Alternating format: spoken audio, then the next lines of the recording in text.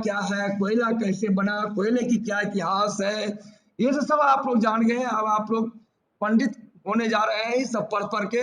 अब आप लोगों को ये बताइए, जो आपको मैंने ये भी कहा, फिजिकल प्रॉपर्टीज ऑफ कोल क्या है। उस किसी भी कोयला हो या किसी भी मिनरल हो या किसी भी रॉक हो, उसको आइडेंटिफाई किया जाता है।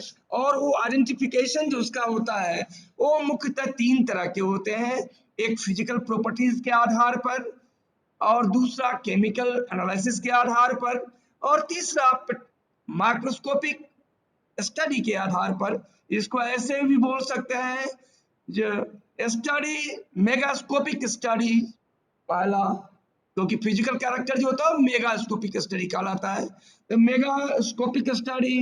दूसरा केमिकल एनालिसिस, और तीसरा पेट्रोग्राफिक एनालिसिस।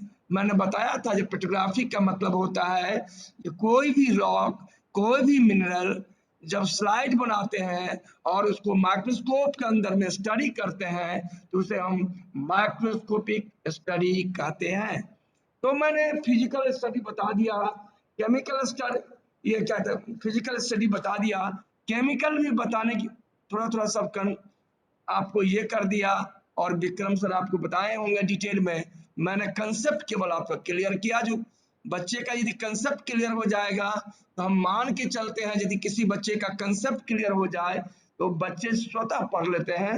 और किताब तो मार्केट में बहुत अवेलेबल है, बच्चे स्वतः निकाल लेंगे।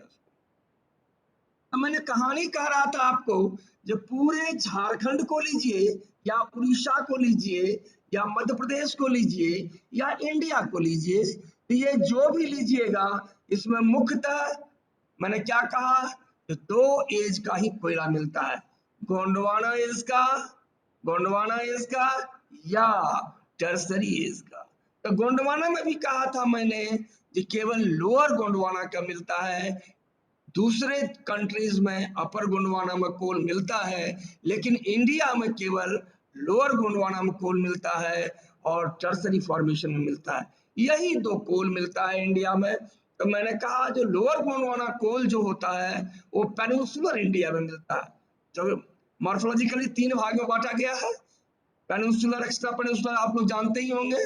तो जो हिमालयन टीरेन है उसके अलाउंग जितने भी कोल माइंस हैं, जितने भी कोल फील्ड हैं, वो जनरली टर्सरी कोल फील्ड में आते हैं। और जो पेनिनसुलर इंडिया में है, चाहे कि वो झारखंड में हो, चाहे वो उड़ीसा में हो, चाहे वो मध्य प्रदेश में हो, ये जितने भी कोयले हैं ये लोअर गोंडवाना फॉर्मेशन में पेनिनसुलर इंडिया में बनता है, पेनिनसुलर इंडिया में बनता है। ठीक है, बनता क्या बना है। और ये भी मैंने कह दिया जो दामोदर फॉर्मेशन मिलता है वो, और भी कह दिया मैं जो करहरवारी, बाराकर और रानीगंज में मिलता है। बैरन मेजर में कोयला नहीं मिलता है, इसीलिए इसका नाम है बैरन मेजर। बैरन मतलब खाली, मेजर मतलब नो कोल। तो दामोदर में चार स्टेज होते हैं, करहरवारी, बाराकर, बैरन मेजर, रानीगंज। तो मैंने क्या कहा, जब बैरन मेजर में कोयला नहीं मिलता है, और सबसे ज्यादा कोयला मैंने बताया था जो बाराकर में मिलता है, उससे कम जो है रानीगंज में मिलता है, और सबसे कम कहरवारी में मिलता है। इसलिए इंडिया का जो मैक्सिमम कोल डिपॉजिट है वो बाराकर फॉर्मेशन में मिलता है, और सेकंड में रानीगंज में मिलता है। इस पर कई एक बार जी के क्वेश्चन आता है, आप लोग आराम से इसको सॉल्व कर लेंगे। जेपीएससी से लेके बीपीएससी से लेके यूपीएससी सब में ये क्वेश्चन आता है। ठीक है, जो किस एज में कब ज्यादा से ज्यादा कोयला मिला है। अब हम बाराकर फॉर्मेशन की बात करें तो जो आदमी कोल फील्ड विजिट कर लिया है उसके लिए तो कोई बात नहीं है, लेकिन जो आदमी कोल फील्ड विजिट नहीं किया है वहां जाइएगा तो आपको बड़ी मन लगेगा कोल फील्ड में। बीइंग ए जियोलॉजिस्ट आपको बहुत अच्छा लगेगा जी ये कोयला कैसे बना, तो ये कोयला मिलता कैसे है। फील्ड में आप जाइएगा तो खोजिएगा कोयला को, तो मिलेगा कैसे।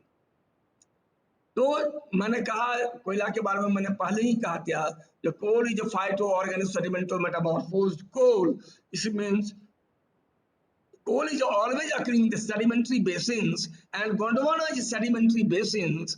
And for example, either the either the Odisha, like as a Talcher coalfield, and like as in Jharkhand, there are a number of Damodar Valley coalfield. all have formed in lower Gondwana formation and comes under lower Gondwana formation, and it has formed between the Permo-Carboniferous period. Permo-Carboniferous period. It is about 270 million years ago. 270 million years पहले यह कोयला बना, और यह कोयला जो बना यह पर्मो कार्बोनिफेरस पीरियड में बना, जो कि झारखंड से लेके छत्तीसगढ़ और हर जगह यह मिलता है।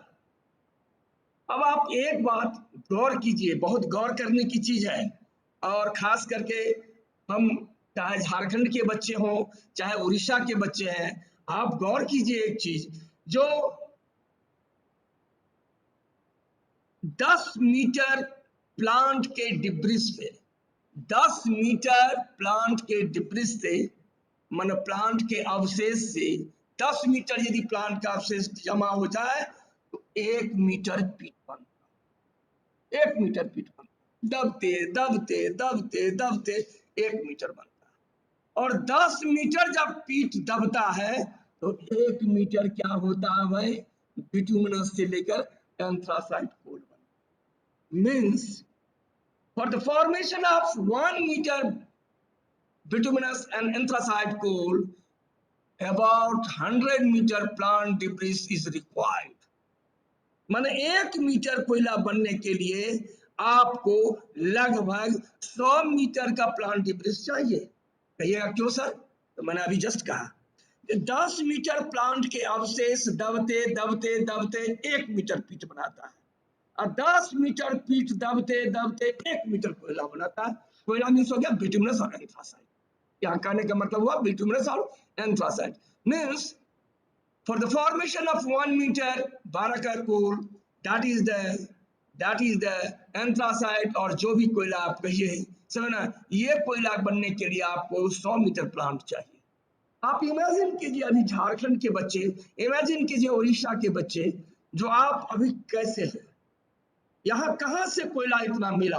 इट मीन्स जिस टाइम में कोयला बना, अबाउट 270 मिलियन ईयर्स जिस टाइम में कोल बना, पर्मो कार्बोनिफेरस पीरियड में बना, that time it was full of dense forest, and that was the swampy land, that was the swampy land, because the coal has generally formed in the swampy land, swampy basin.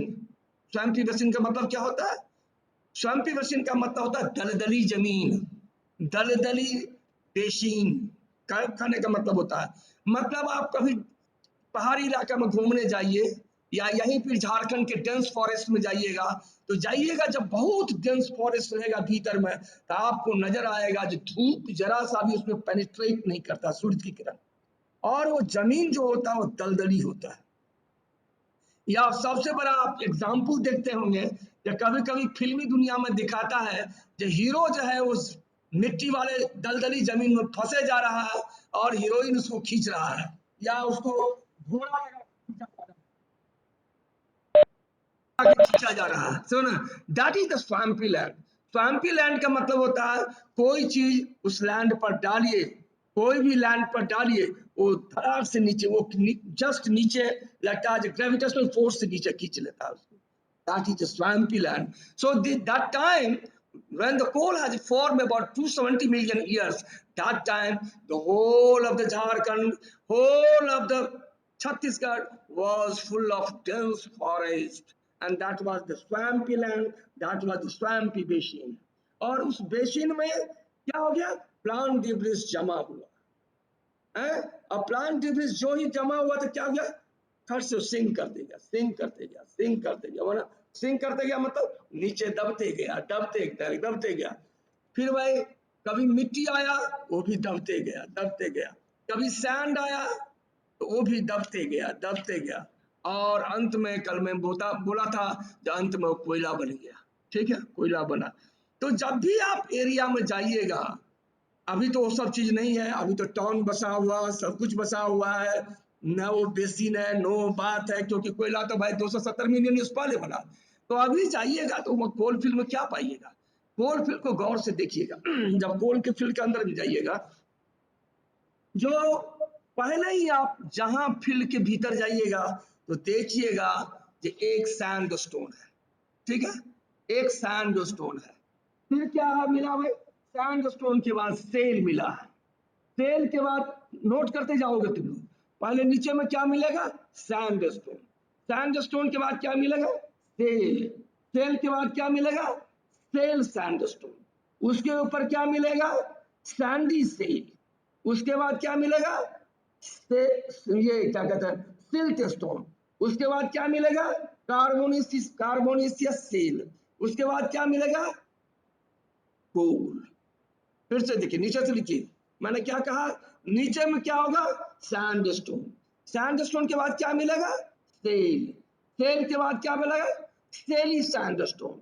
सेली sandstone के बाद क्या मिलेगा, Sandy cell. Sandy cell के बाद क्या मिलेगा, silt stone. Silt stone के बाद क्या मिलेगा, कार्बोनेशियस सेल।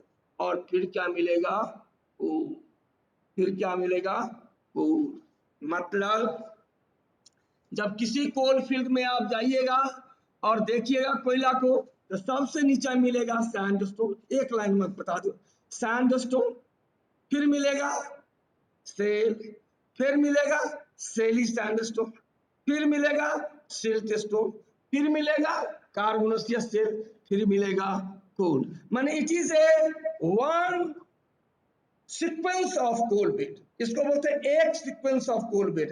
एक सीक्वेंस ऑफ कोल बेड में मैंने क्या कहा, नीचे में सैंडस्टोन, फिर मैंने कहा सेल, फिर कहा मैंने सेली सैंडस्टोन, फिर कहा मैंने सिल्ट स्टोन, फिर कहा मैंने कार्बोनेशियस सेल, फिर कहा मैंने कोल, कोयला। ठीक है, तो एक कोयला के परत में इतने परतें मिलती है, इतने लेयर्स मिलते हैं। फिर देखोगे, ऐसे करके गौर से देखोगे, फिर देखोगे कोयला के ऊपर में सैंडस्टोन, फिर देखोगे सेल, फिर देखोगे सिल्ट स्टोन, फिर देखोगे कार्बोनेशियस सेल, फिर देखोगे कोल, फिर ऊपर देखोगे, फिर देखोगे सैंडस्टोन, फिर देखोगे same beat. Same beat means, कभी कभी एमएससी में आता नोट लिखने के लिए, write the notes on the cyclic deposit. Cyclic deposit मतलब क्या हो गया, मान लीजिए साइकिल मतलब साइक्लिक डिपॉजिट मतलब साइकिल। ऐसे हम इस घर के चारों तरफ घूमते हैं, तो जहां से चलते हैं वहीं पर घूम जाते हैं, अब फिर चलते हैं फिर घूम जाते हैं, फिर चलते हैं फिर घूम जाते हैं। मतलब क्या है, साइक्लिक मतलब हो गया, if the same set of bed, same set of bed repeated again and again in the area, in the area, then such deposits of sedimentary rock is known as a cyclic deposit sedimentary rock। मतलब यदि एक set का bed, एक ही set का bed एक area में again and again repeat करे, तो ऐसे डिपॉजिट को हम बोलते हैं cyclic deposit of sedimentary rock. क्या क्या बात है, हमसे कुछ काम है क्या, समझ गए। तो आप जब गोंडवाना में जाइएगा तो वही चीज देखिएगा, नीचे में सैंडस्टोन, फिर देखिएगा सेल, फिर देखिएगा सेली सैंडस्टोन, फिर देखिएगा सिल्ट स्टोन, फिर देखिएगा कार्बोनेशियस सेल, फिर देखिएगा कोल, अगेन एंड अगेन फिर सिमिलर सेट बेट। फिर कोल के बाद sandstone, shale, siltstone, carbonaceous shale, फिर कोल, फिर उसके बाद सैंडस्टोन। मतलब इस तरह से लगातार डिपॉजिट होती है। So the Gondwana is the best example of the cyclic deposit in world. Which is the best cyclic deposit in the world? That is a lower Gondwana deposit. That is a coal deposit of the lower Gondwana is a best cyclic deposit of the world.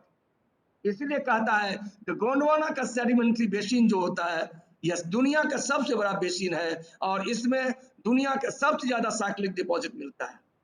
आपको आश्चर्य होगा, यह deposit जो है, one set of bed जो है, यह गोंडवाना में लगभग 60 ठो बेड बनता है। कहीं कहीं 4-5 बेड बनता है, कहीं कहीं 5-6 बेड भी बनता है, कहीं कहीं 10 बेड भी बनता है, लेकिन मैक्सिमम जो गोंडवाना का साइक्लिक डिपॉजिट है वो 60 साइक्लिक डिपॉजिट है। मतलब मतलब जितना सेट होगा उसमें एक तो कोयला का बेड होगा। तो कोयला का जो बेड होता है उसे बोलते हैं कोल सीम। एक बेड कोयला, एक कोयला के लेयर को हम कोल सीम कहते हैं। What is coal seam? Coal seam is known as a layer of coal, layer of a coal, that is known as a coal seam. It means if the 60 cyclic deposits present in a Gondwana means 60 तो coal bed मिलेगा। तुमको आश्चर्य होगा, यह cyclic deposit maximum जो है गोंडवाना का कितना है मालूम है? 1130 मीटर, लगभग 1130 मीटर तक डिपॉजिट। माने पूरे सेट को, 60 सेट को यदि हम मेजर किया गया है तो मैक्सिमम 1130 मीटर।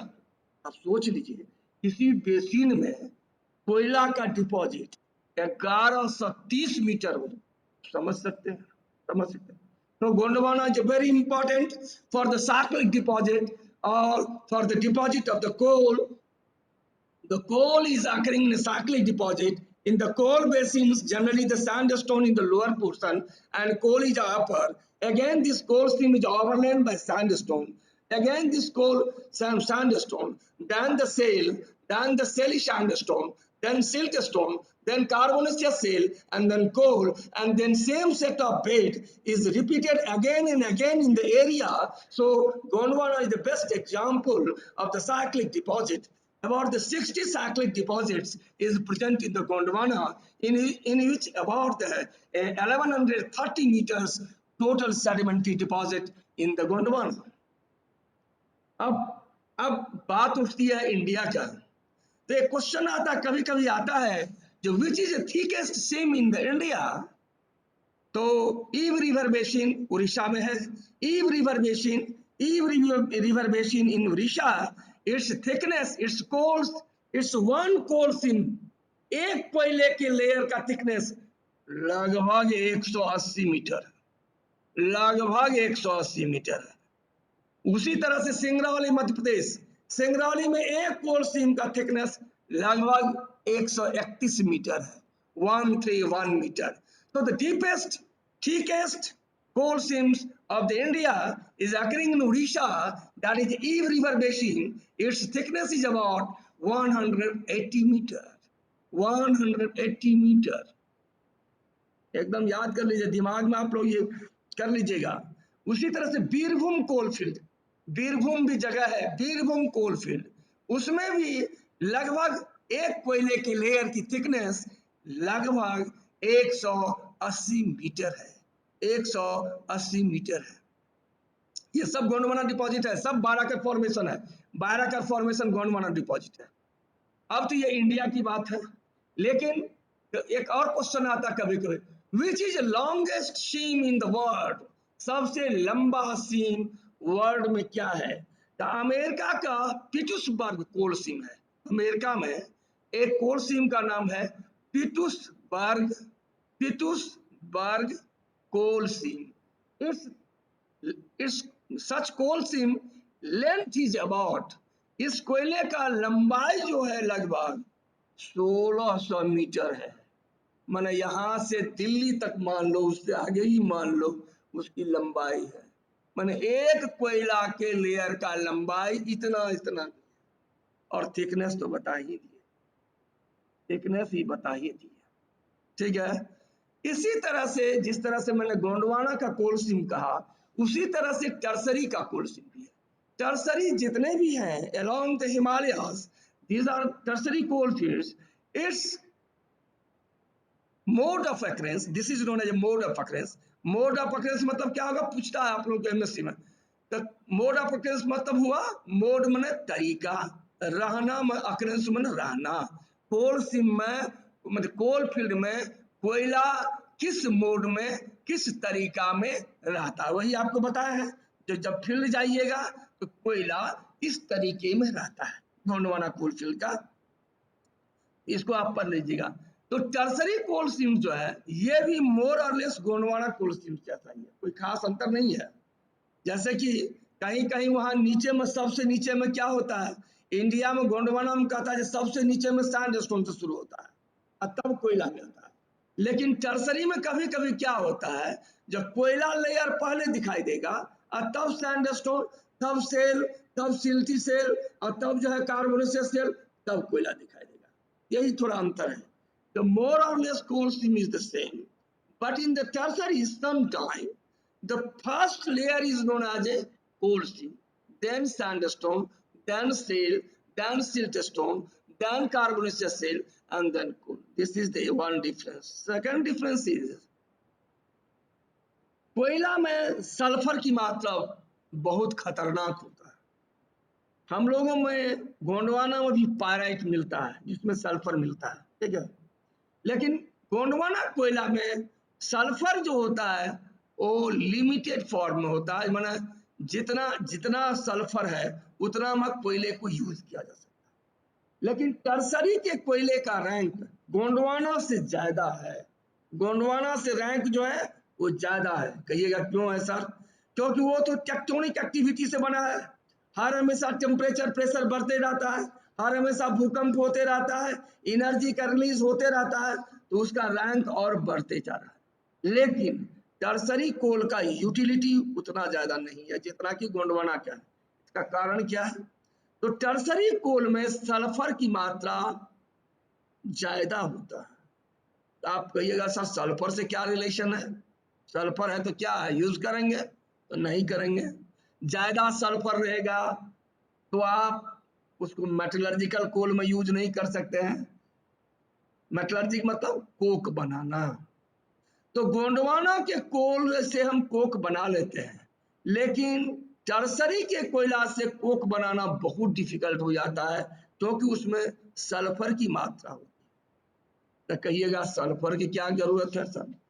तो सल्फर रहने से क्या होगा, कोक तो बन जाएगा, लेकिन उस कोक में सल्फर की मात्रा रहेगी।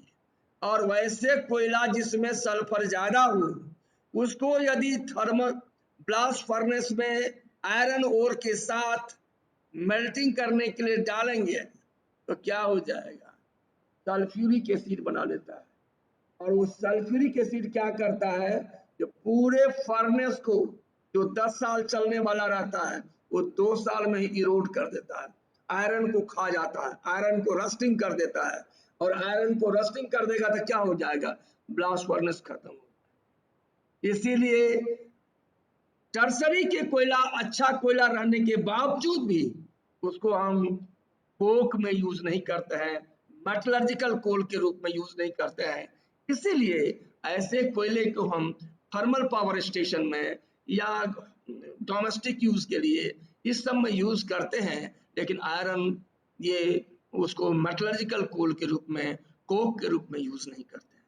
दूसरा क्या है, टर्सरी कोल में सिलिका की मात्रा कुछ ज्यादा रहता है और छोटे छोटे नोडुल्स के रूप में आयरन स्टोन बहुत पाए जाते हैं। छोटे छोटे नोडुल्स के रूप में आयरन स्टोन बहुत पाए जाते हैं और चार्ट के रूप में सिलिका बहुत मिलते हैं। Means the tertiary coal is dominated by concretion form iron stone, second chart form silica, and third the sulfur is more than limitation.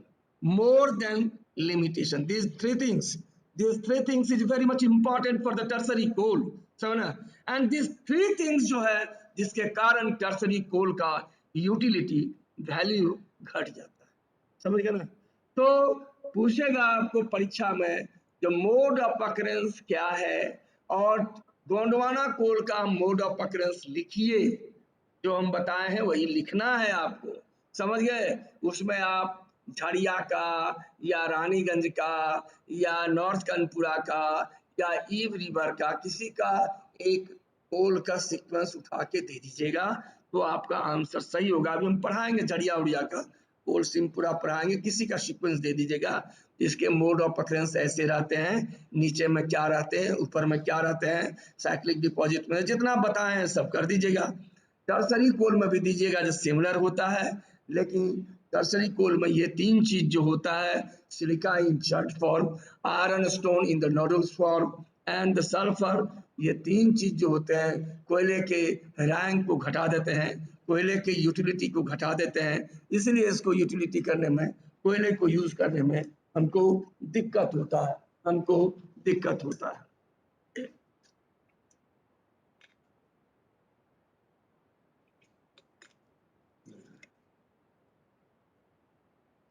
तो ये था मोड ऑफ अकरेंस। दूसरा इससे क्वेश्चन बनता है जो सबसे थिकेस्ट कोल्ड स्ट्रीम कहाँ है, उसके बाद बोलता है सबसे लॉन्गेस्ट कोल्ड स्ट्रीम कहाँ है।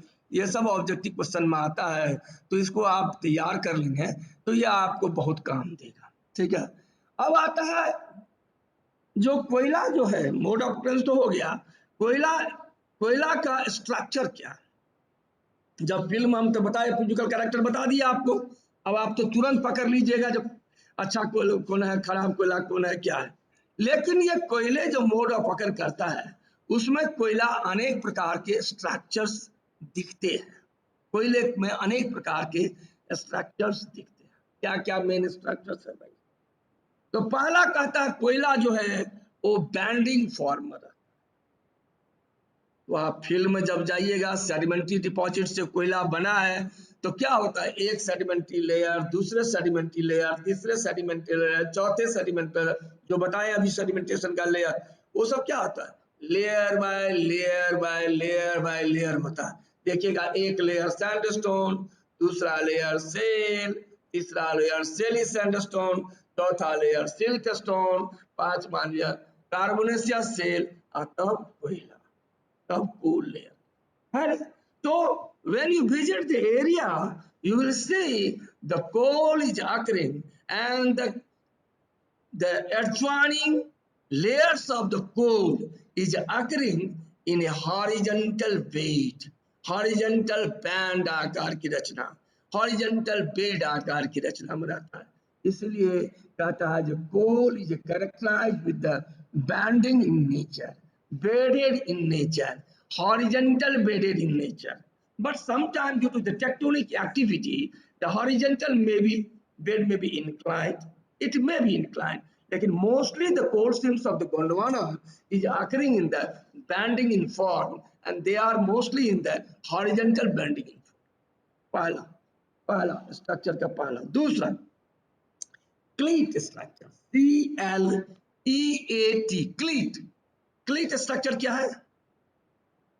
ज्वाइंट जानते हैं, ज्वाइंट जानते हैं, ज्वाइंट में क्या होता है, वीक, जहां वीक पॉइंट होता है वहां से कोयले में फ्रैक्चर डेवलप कर जाता है, उसे क्या बोलते हैं, ज्वाइंट। और ये फ्रैक्चर मान लीजिए वीक जोन है, यहां से टूट गया, फ्रैक्चर हो गया, इसे हम ज्वाइंट कहेंगे। लेकिन ऊपर नीचे डिस्प्लेसमेंट हो गया तो क्या बोलेंगे, फॉल्ट। जब कोयले में या किसी सेडिमेंट्री रॉक में फ्रैक्चर के कारण ज्वाइंट होता है, ठीक है, तो ज्वाइंट में देखिएगा हॉरिजॉन्टल डिस्प्लेसमेंट केवल होता है। क्या होता है, केवल हॉरिजॉन्टल डिस्प्लेसमेंट होता है।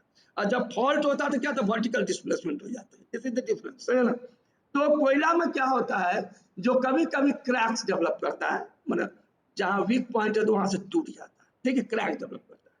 और ये क्रैक क्या होता है, तीन तरह के जॉइंट्स होते हैं, इसमें तीन तरह के जॉइंट, एक होता है हॉरिजॉन्टल जॉइंट, दूसरा होता है वर्टिकल जॉइंट। माने एक देखिए ये ज्वाइंट हुआ, फिर ये ज्वाइंट, माने एक हॉरिजॉन्टल और दूसरा वर्टिकल, एक वर्टिकल दूसरा वर्टिकल, तो ऐसे ज्वाइंट को बोलते हैं क्लीट, CLEAT। ये बहुत इंपॉर्टेंट है, याद रखिएगा, बहुत बार ऑब्जेक्टिव में आता है।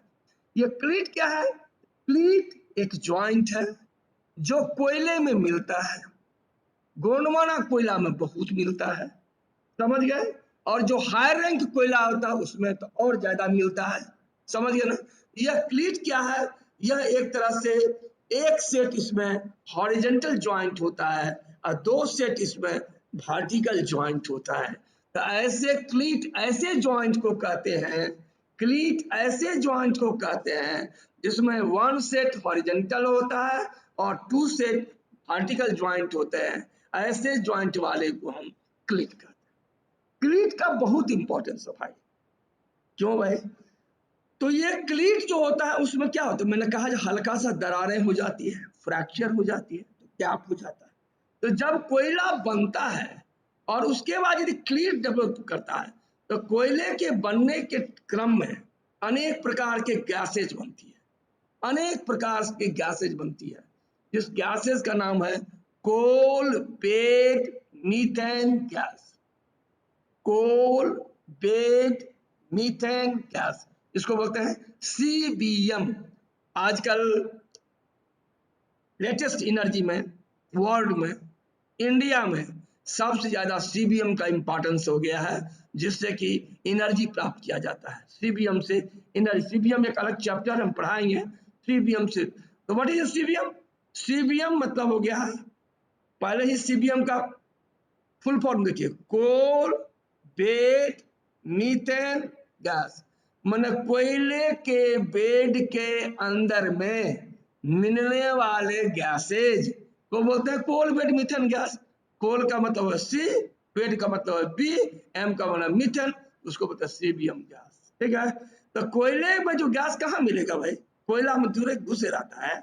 कोयले में जो जॉइंट्स होता है, कोयले में जो वीक पॉइंट होता है, उस वीक पॉइंट के अंदर गैसेज इंट्रैप्ट हो जाता है, माने जमा हो जाता है, लॉक्ड हो जाता है।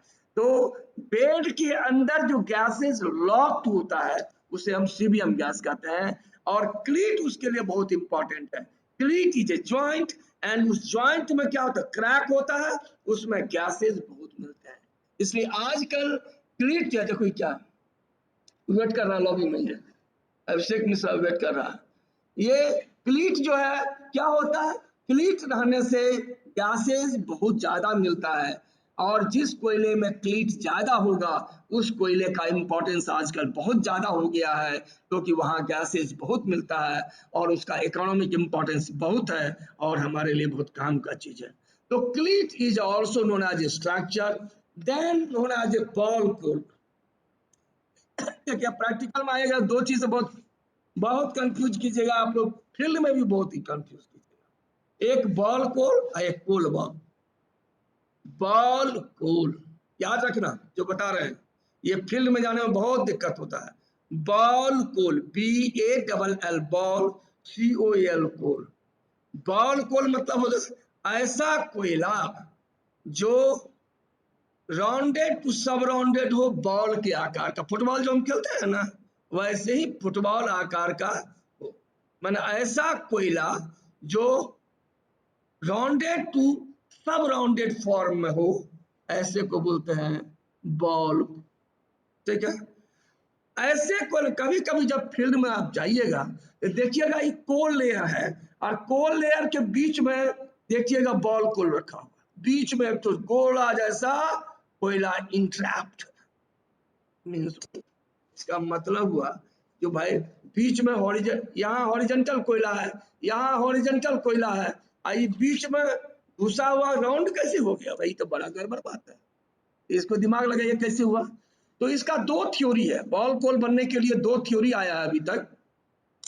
एक थ्योरी कहता है क्या, जो कोयला कैसे बनता है, सेडिमेंट्स एक जगह से आया, ट्रांसपोर्ट होके आया, बेसिन में जमा हुआ और कोयले का निर्माण हुआ। ठीक है, लेकिन यदि मान लीजिए यहां से 5 किलोमीटर दूर पहले कोयला बन चुका है, अभी रिसेंट यहाँ कोयला बन रहा है, अब 5 किलोमीटर पहले जो है कोयला बन चुका है, तो सेडिमेंट जो वहां से बह के आएगा उसके साथ तो कोयले के भी लंप आएंगे, बह के छोटे छोटे टुकड़ा आएंगे। तो रास्ते में नदी में क्या होता है, वो टुकड़ा जो है ट्रांसपोर्ट होते होते होते होते गोल हो जाता है। ठीक है, तो sometime with the sediments the previous coal samples due to the transporting change into ball form, and that is deposited along the sediments, along the plant debris, and again reoriginated in coal। मतलब कहीं से sediments के form में आया, पहले का कोयला गोल form में आया और जहां कोयला बन रहा है उसके लेयर में घुस गया, तो कोयला जो बनेगा तो गोल क्या होगा, उसमें फंसा हुआ नजर आएगा, फंसा हुआ नजर आएगा। एक स्कूल थ्योरी ये कहता है कि ये बॉल कोल जो आया है वो पहले के सेडिमेंट से बह के आया, ट्रांसपोर्टेशन का गोल हो गया, गोल होके लेयर में जमा हो गया, दैट इज अ बॉल। दूसरा कहता नहीं, ये तो कहता during the formation of the coal it has formed ball coal, लेकिन दूसरा कहता नहीं, the ball coal has formed after the formation of coal layer. आओ भाई, कैसे भाई? तो कहता है जो कोयला लेयर जब बन जाता है तो कभी कभी उसमें इग्नियस इंट्रूजन घुसता है, डोलराइट टाइप करता है, या माइका पेरिडोटाइट उसमें घुस जाता है, जो पहले दिन बताए थे। मैग्मा आके मैग्मा डोलराइट फॉर्म में या माइका पेरिडोटाइट फॉर्म में क्या करता है, कोयले के लेयर को इंट्रूड कर देता है। आप जानते हैं जब मैग्मा का बॉडी आएगा डाइक के फॉर्म में और कोयले के लेयर को चीर देगा तो क्या करेगा, due to the effect of the magma body, due to effect of the dolerite dyke, the periphery core has changed into semi molten material, semi molten material, and after again consolidation the semi molten material has been changed into ball like shape, ball like shape. So now, and that is known as a ball core. So for the formation of ball core there are two theories. One theory says that the ball core has comes from the another basin that is deposited in the present basin and the shape is ball core. दूसरा कहता नहीं, after the formation of coal bed it has formed by the igneous intrusion body. Due to the igneous intrusion body the coal bed has been changed into semi-plasticity, changed into semi-plastic nature, and again the consolidation change into coal in nature, coal in nature, ball in nature. So such coal is known as a ball. लेकिन जब field में जाइएगा तो एक और कोयला मिलेगा जिसका नाम है कोल बॉल। याद रखिएगा, बॉल कोल मतलब केवल कोयले का बॉल, बॉल आकार का केवल कोयला ही उसमें होगा। और दूसरा नाम है कोल बॉल। कोल बॉल का मतलब क्या होता है, फील्ड में जाइएगा बहुत जगह तो कोल बॉल मिलेगा, इसमें क्या मिलेगा, चारों तरफ वो बॉल बॉडी में, गोल बॉडी में चारों तरफ तो कोयला मिलेगा और उसके बीच में आइदर प्लांट फॉसिल मिलेगा या कार्बोनेट मटेरियल मिलेगा, माने either limestone, either calcareous limestone, either dolomitic limestone, either iron concretion body. Means the coal ball is that in which the whole of the periphery made up of the coal, but in the central part, in the nucleus part, is made up of either fossiliferous body, either iron concretion body, either calcareous body. मतलब जिसके बीच में inorganic substance हो और चारों तरफ organic हो, that is कोयला। ठीक है, मतलब बीच में क्या कहा, बीच में मिनरल हो, बीच में फॉसिल हो और चारों तरफ कोयला हो, ऐसे गोल बॉडी को हम बोलते हैं कोल बॉल। रिमेंबर इट, बहुत कंफ्यूज होता है, बहुत इंटरव्यू सब नहीं पूछता है, उसको क्या बोलते हैं, कोल बॉल। ऐसे में पहले कोल बोलना तब बॉल बोलना, और जब पूरे के पूरे कोयला होना तो बॉल कोल बोलना। क्या काम, जब पूरे कोयला हो गए तो बॉल कोल बोलना, और जिसमें थोड़ा ही कोयला रहा बीच में इनऑर्गेनिक होना तो उसे क्या बोलना, कोल बॉल। ठीक है, so this is the difference between ball coal and coal ball. This is the difference between ball coal and coal ball. याद रखना, बहुत इंपॉर्टेंट चीज है, बहुत इंपॉर्टेंट चीज है। ठीक है, मैंने पहला दिन कहा था एक और, जो मैंने कहा जा बर्न्ड कोल, बर्न्ड कोल मैंने कहा था, आपको पढ़ा चुका है पहला दिन। जो जब कोयला ज्यादा जल जाता है इग्नियस इंट्रूजन बॉडी से तो पोरस नेचर हो जाता है, हार्ड कंपैक्ट पोरस हो जाता है, जिसे झामा कहते हैं। और झामा में भी और टेम्परेचर लगता है तो हार्ड कंपैक्ट कोल रहता है जिसमें हेक्सागोनल फॉर्म हो जाता है, हेक्सागोनल हो जाता है। समझना, ऐसे भी आपको मार्केट में, ये क्या कहते हैं, कोल फील्ड में देखने को मिलेगा, मिलेगा हेक्सागोनल कोल। नेक्स्ट नेक्स्ट का था आई कोल। कभी कभी कोयला में क्या होता है, जो मैंने पहले ही कहा, हॉरिजॉन्टल क्लीवेज कोयला में होता है। मैंने कहा दिया जो क्लीवेज दो तरह के कोयला में होता है।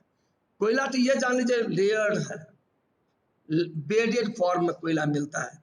बेडेड फॉर्म में मिलेगा भाई, लेयर बाय लेयर, तो क्लीवेज तो होगा ही ना, निश्चित होगा।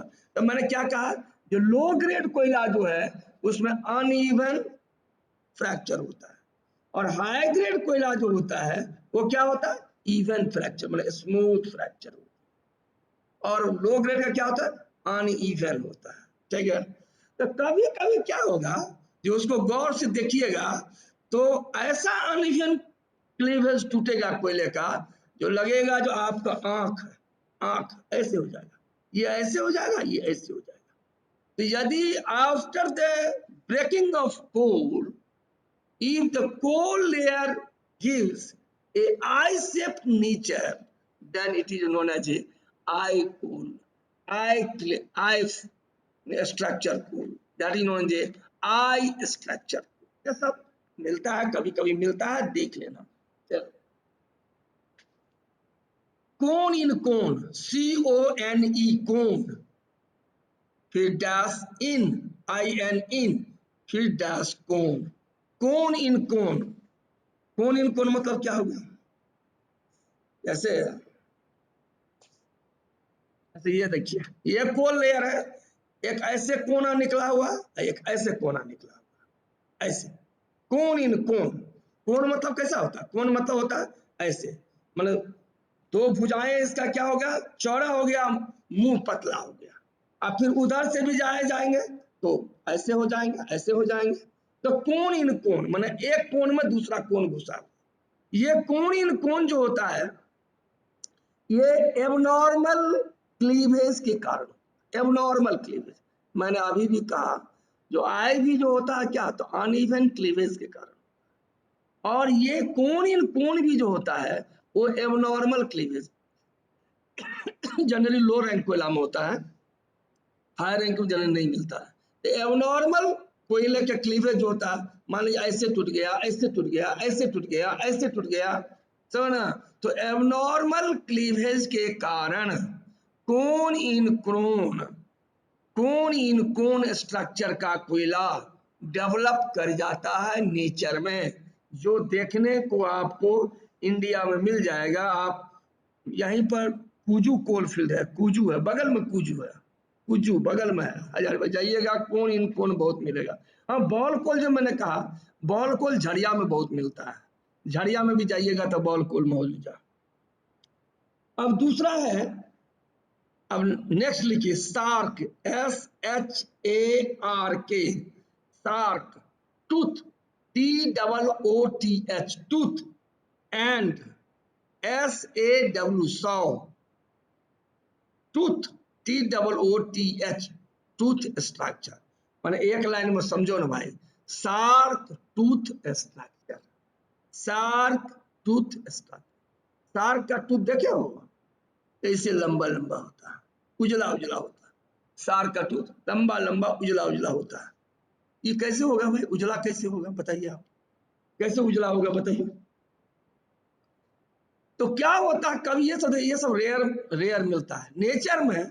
कोयला के लेयर में कभी कभी आग लग जाता है, बर्निंग हो जाती है, कभी कभी बर्निंग हो जाती है। तो बर्निंग करने से क्या होगा, उजला पाउडर दिखाई देगा, एकदम गोला उजला पाउडर दिखाई देगा। फिर ये बर्निंग नहीं हुआ, फिर ऊपर में बर्निंग हो जाएगा, फिर उजला